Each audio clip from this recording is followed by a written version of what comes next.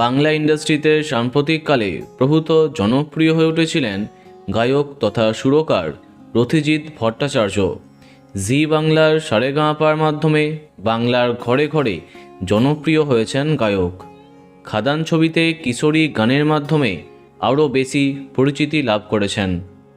সম্প্রতি তাকে নিয়ে খারাপ খবর। জানা যাচ্ছে আচমকাই তার মুখ ঠোঁট বেঁকে যেতে আরম্ভ করে। ব্রেনে অক্সিজেন ঠিকঠাক যাচ্ছিল না বলে জানা যায়। এরপর তাকে তড়িঘড়ি কলকাতার নিউরোসায়েন্স হসপিটালে নিয়ে যাওয়া হয়। রথিজিৎকে হসপিটালে ভর্তি করবার পরই তার যাবতীয় পরীক্ষা নিরীক্ষা করা হয়। ডাক্তার জানিয়েছেন রথিজিৎ টিআইএ অর্থাৎ ট্রানজিয়েন্ট ইসেমিক অ্যাট্যাকের শিকার হয়েছেন।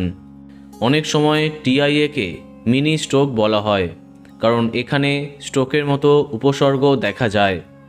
শ্বাসকষ্টের সমস্যাও হতে পারে।